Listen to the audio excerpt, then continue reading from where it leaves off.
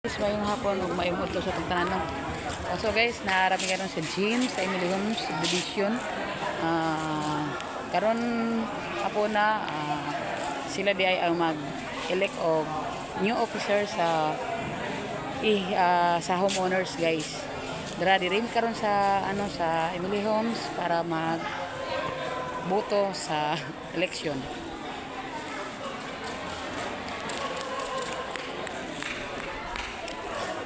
Mauni sila guys ang boto karon maabot nga election sa ilahang homeowners association diri sa Emily Homes guys. Kani sila mga homeowners din sila narami din sa gym. Nag-vlog ka? Nag-vlog ka? Oh. Dito sa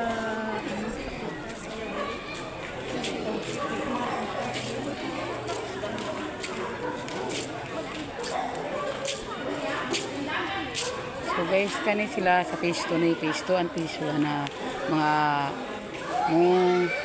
dagan diriya. Dito phase 3 halo na siya diya ang dagan diya. Pero kung kamo asa mo papilion kung diri mo sa phase diri sa Picas or dito sa Kuan.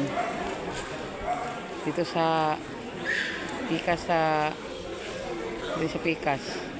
So maura to guys. Daghang salamat follow sa my page and Binablog and YouTube channel guys. I-follow ko ninyo mayong hapon sa atong tanan. God bless sa atong tanan. Good luck sa new officer sa umaabot. Guys, mayong hapon diri na karon guys. Nag-elect na new officer sa homeowners association diri sa Emily Homes Subdivision guys. Ubay-ubay na ang nag-anhi diri sa gym. Ubay-ubay na sila nag-anhi diri Daghan-daghan na pod ang anhi diri. Napay kaming mo anhi diri sa mga homeowners sa Emily Homes Subdivision. Dapat vote wisely tayo guys, no? Okay ang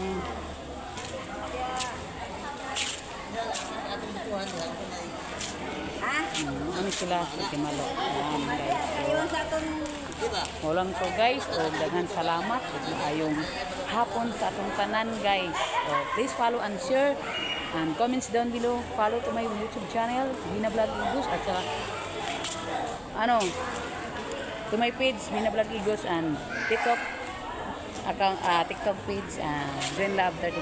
Thank you and God bless.